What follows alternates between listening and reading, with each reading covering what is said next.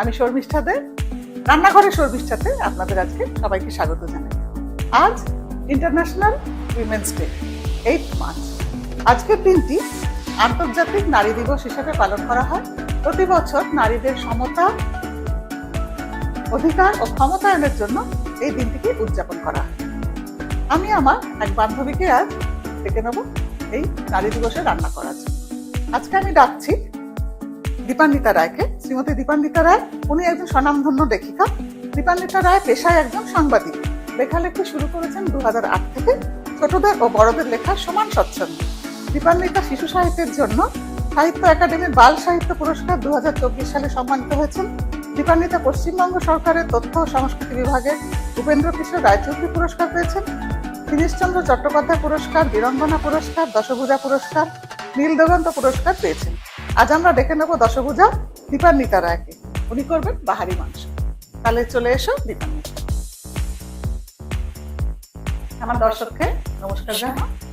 আর তুমি কি আজকে কি রান্না করতে চাও? আমি আজকে যেটা করব সেটার নাম হচ্ছে বাহারি মাংস। তাহলে তুমি আমার রান্নাঘরটা তোমার রান্নাঘর মনে করে সুন্দর করে রান্না করো, আর রান্নার শেষে আমি আবার আসবো তোমার রান্নার টেস্ট। একদম, আমি রান্না শুরু করি তাহলে। এটা হচ্ছে সেদ্ধ মাটন। এটা আমি রেখেছি মাটনের স্টক। রান্নাটার জন্য লাগবে নারকেলের দুধ, হলুদ, পেঁয়াজ কুচি, রসুন কুচি, রোজমেরি, এটা হচ্ছে লেমন পেপার, নুন তো আন্দাজ মতো অবশ্যই, কাঁচা লঙ্কা, লেবু পাতা আর আর এর সঙ্গে লাগবে চিলি ফ্লেক্স। আজকে আমি যে রান্নাটা করব এটার নাম হচ্ছে বাহারি মাংস। এটা মূলত থাইল্যান্ডের খাবার, ব্যাংকক, থাইল্যান্ড এই অঞ্চলের মানুষরা খায়। তার সঙ্গে আমি একটু অল্প বিস্তর আমাদের স্বাদের সঙ্গে মিলিয়ে একটু বদলে নিয়েছি। প্রথমে আমি আমার 500 গ্রাম মাটন সেটাকে সেদ্ধ করে নিয়েছি, স্টক থেকে আলাদা করেছি। এই 500 মাংস যখন সেদ্ধ করেছি, 500 গ্রাম মাংস যখন সেদ্ধ করলাম, তখন তার সঙ্গে আমি 2 চামচ রোজমেরি আর আন্দাজ মতো নুন দিয়ে এই মাংসটা সেদ্ধ করেছি। এইবার আমি মূল প্রিপারেশনটা শুরু করছি। এই রান্নার জন্য আমি ব্যবহার করব সর্ষের তেল। এটা হচ্ছে গণেশ সর্ষের তেল। 100 বছরের ঐতিহ্য আছে, অত্যন্ত স্বাদু এবং ভালো তেল। 500 গ্রাম মাংসের জন্য 7-8 কোয়া রসুন কিন্তু লাগবে। পেঁয়াজটা যখন ভাজা হচ্ছে তখন আমি এর সঙ্গে মিশিয়ে নিচ্ছি লেমন পেপার। 3টে লঙ্কা দিলাম চিড়ে। আপনারা যদি মনে করেন যে আপনারা একটু ঝাল খাবেন তাহলে আর একটু বেশিও দিতে পারেন। এটা পেঁয়াজটা বেশ সাদা সাদা হয়ে গ্লসি হয়ে গেছে, তার সঙ্গে একটু হালকা বাদামি রঙও ধরেছে। এই অবস্থাটা যখন আসলো তখন আমি এখানে মাটন স্টকটা দিচ্ছি। আচ্ছা, আজকে কিন্তু নারী দিবস। আমি 8ই মার্চ নারী দিবসে আজকে এই রান্নাটা করতে এসেছি। সুতরাং নারী দিবস সম্বন্ধে আমার মনে হয় 2-4টে কথা বলাই দরকার। প্রথমে কিন্তু নারী দিবসটা 8ই মার্চ ছিল না। নারী দিবস প্রথম উদযাপিত হয় আমেরিকার নিউ ইয়র্ক শহরে 1909 সালে। এটা ছিল 28শে ফেব্রুয়ারি। তারপরে পরের বছর 1910 সালে জার্মানির কোপেনহেগেনে একটা সম্মেলন হয় এবং সেই সম্মেলন থেকে এই নারী দিবসের দাবিটা আবার উঠে আসে। এবার এই যে সম্মেলনটা হলো সেখানে নারী আন্দোলনের যারা পুরোধা, যারা প্রথম এটা শুরু করেছিলেন, সেই ক্লারা জেটকিন, রোজা লুক্সেমবুর্গ, এরা সবাই উপস্থিত ছিলেন এবং এরা দাবি তুলেছিলেন যে একটি দিনকে নির্দিষ্ট করা হোক যেটা সারা বিশ্বে নারী দিবস হিসেবে পালিত হয়। সে বছর কোনো সিদ্ধান্ত হয়নি। সিদ্ধান্তটা হলো কিন্তু একটু অদ্ভুত ভাবে। 1917 সালে পেত্রোগ্রাদ শহরে বস্ত্রশিল্পের মহিলা শ্রমিকরা শান্তি এবং খাদ্যের দাবিতে একটা ধর্মঘট ডাকে। তারা রাস্তায় নেমে আসে এবং সেই ধর্মঘটের সমর্থনে সারা রাশিয়ার সমস্ত শ্রমিকরা অংশগ্রহণ করে, তারাও রাস্তায় নেমে আসে এবং শেষ পর্যন্ত এই ধর্মঘটের ফলশ্রুতিতেই কিন্তু জারতন্ত্রের পতন হয়। যেহেতু বিপ্লবের সূচনা হয়েছিল এই ধর্মঘট থেকে, সেই জন্যে পরে বলশেভিক পার্টি এই যে 8ই মার্চ। 8ই মার্চ তারা ধর্মঘটটা শুরু করেছিলেন। এই 8ই মার্চের দিনটিকে বিশ্ব নারী দিবস হিসেবে ঘোষণা করেন এবং সারা বিশ্বে এই দিনটিকেই বিশ্ব নারী দিবস হিসেবে পালন করা হয়। এখানে একটা কথা আমার বলা ইচ্ছে আছে, সেটা হচ্ছে নারী দিবসের দিনটাকে আমি কেন এরকম রান্না করার জন্য ঠিক করি, তার একটা কারণ কিন্তু আছে। আমি সাংবাদিকতা করি, আমি লেখালেখি করি, তা সত্ত্বেও আমি আজকের দিনটাতে এসেছি। তার কারণ হচ্ছে এখনো পর্যন্ত সারা বিশ্বেই হয়তো বলা যেতে পারে, আমাদের দেশে তো বটেই, রান্নাটা কিন্তু মেয়েদের দায়িত্ব এরকম একটা মনে করা হয়।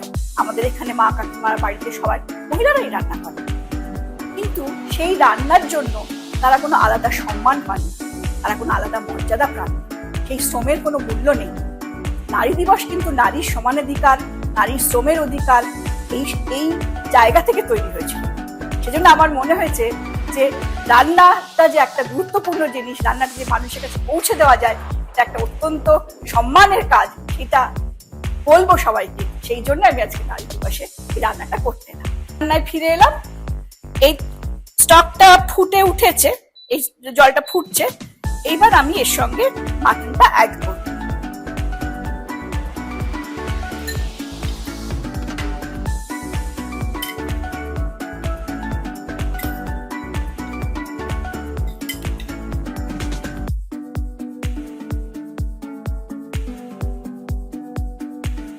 এখানে যে মাটনটা নেওয়া হয়েছে তাতে একটু চর্বি রয়েছে।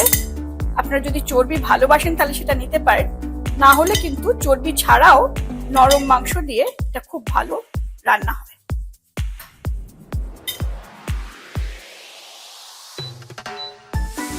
এবার এটাকে একটুখানি ফুটতে হবে, সামান্য একটু। যদি মনে হয় সেজন্য একটু অল্প একটু নুন এর মধ্যে আমি মেশাবো।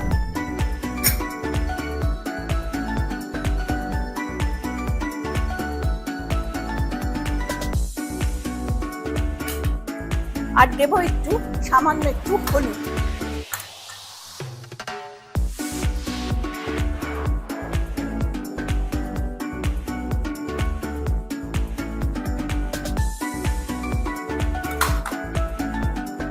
এর সঙ্গে মিশিয়ে নেব চিলি ফ্লেক্সটা।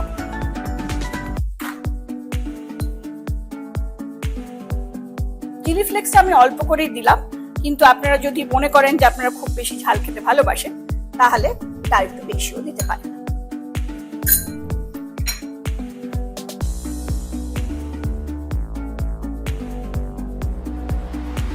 এবার এটা খানিকক্ষণ ফুটবে যাতে জলটা আরেকটু মরে যায়, কারণ এর মধ্যে আমরা নারকেলের দুধটা মেশাবো।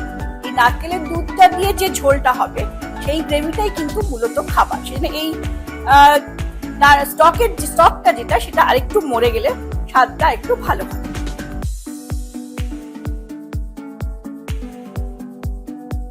স্টক ফুটে উঠে এটা মাংসটা পুরোপুরি সেদ্ধ হয়ে গেছে এবং জলটাও বেশ খানিকটা মরে এসছে। এইবার আমি এর সঙ্গে নারকেলের দুধটা মেশাবো। নারকেলের দুধ দিয়ে কিন্তু খুব দাউ দাউ করে অনেকক্ষণ জ্বালাতে নেই।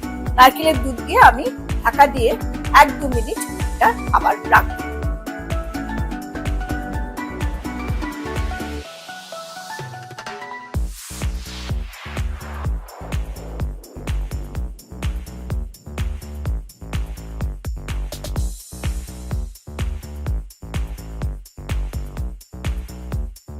নারকেলের দুধটা আমি মিশিয়ে নিয়েছি। এইবার দেখুন এই নারকেলের দুধ, তারপরে হলুদ, চিলি ফ্লেক্স সব মিলিয়ে একটা ভারী চমৎকার রং হয়েছে। এই রংটাই কিন্তু এই খাবারটার আসল গুণ আর কি বলা যেতে পারে। যে রংটা দেখলেই মানুষের জিভে জল আসে। এবার এটা খুব অল্প সময়, আর একটু আমি আঁচটা কমিয়ে দিই, মোটামুটি 1 মিনিট মতো, 1-1.5 মিনিট মতো এটা ফুটবে। আচ্ছা, আপনারা জানেন কি দীপান্বিতা ন্যাশনাল বুক ট্রাস্ট থেকে অনেকগুলো অনুবাদ বেরিয়েছে, ওর লেখার অনেকগুলো অনুবাদ, অনেকগুলো ভাষায় না? হ্যাঁ, অনেকগুলো ভাষায় বেরিয়েছে। বলো, বিভিন্ন ভাষায় বেরিয়েছে, ইংরেজি হিন্দি তো বটেই, এছাড়া তেলেগু ভাষায় বেরিয়েছে, ওড়িয়া ভাষায় বেরিয়েছে, অসমিয়া ভাষায় বেরিয়েছে, গুজরাটি ভাষায় বেরিয়েছে। উপন্যাস থেকে তোমার সিনেমা। এই যে বইটা, এই এনকাউন্টার, এখানে দুটো উপন্যাস আছে, একটা হচ্ছে অন্তর্ধানের নেপথ্যে আর একটা হচ্ছে এনকাউন্টার। এই অন্তর্ধানের নেপথ্যটা থেকে আমার একটা ছবি তৈরি হচ্ছে, সেটার নাম হচ্ছে কর্পূর। বাহ, খুব ভালো। আচ্ছা, তুমি কি তাহলে আবার রান্না আমাকে একটু টেস্ট করাবে? আমি রান্নাটা শেষ পর্যায়টা একটু বাকি আছে, আচ্ছা, বলো কি আছে? সেটা একটু বলে নিই। নারকেলের দুধ দিয়ে এটা ফোটানো হয়েছে, যে নারকেলের দুধ দিয়ে যথেষ্ট ফোটানোর পর কিন্তু আঁচ থেকে সরিয়ে নিতে হবে, মানে গ্যাসটা অফ করতে হবে আর কি। তারপরে যেটা দিতে হবে সেটা হচ্ছে লেবুর রস লাগবে। লেবুর রসটা দেব মোটামুটি 500 গ্রাম মাংস আছে, তো সেক্ষেত্রে 1 চামচ মতো লেবুর রস লাগবে। আমার নিজের গাছ আছে, জানো তো, লেবু গাছ আছে। আচ্ছা। গন্ধরাজ লেবু, দেখো এখানে আবার কমলা লেবুও হয়েছে। আমি না মানে এখন হাফ চাষি হয়ে গেছে। আমাদের সবারই বোধহয় এই দূষণ মুক্ত, মানে কেমিক্যাল সার মুক্ত চাষে একটা অভ্যস্ত হওয়া দরকার। নিশ্চয়ই, দেখো আমি কত বাঁধাকপি ফলিয়েছি, ধনেপাতা ফলিয়েছি, কমলা লেবু ফলিয়েছি। আচ্ছা, তোমাকে আমি দেখাবো, আমটামও আছে আমার। বাবা, তুমি ইতিমধ্যে প্রায় চাষি। হ্যাঁ, হাফ চাষি। আচ্ছা, এইবারে শেষ যেটা দেওয়া হবে এটা হচ্ছে লেবু পাতা, গন্ধরাজ লেবুর পাতা। সেটা দিলে একটা সুন্দর গন্ধ হবে। পাতাগুলো কেটে দেবো আমি? না, আমি কেটে দিচ্ছি, ঠিক আছে, এতে অসুবিধা কিছু নেই।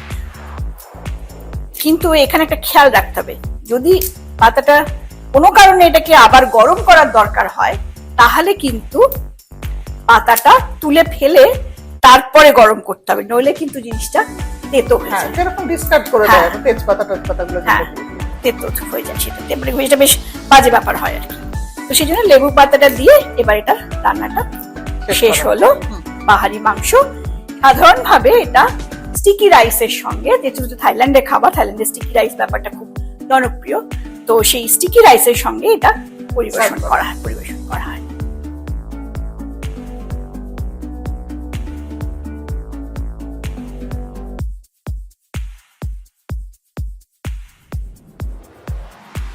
দীপানিতার জন্য রান্নাঘরে শর্মিষ্ঠার তরফ থেকে একটা কফি নাও। যখন কফি খাবে তখন আমার কথা একটু মনে করবে।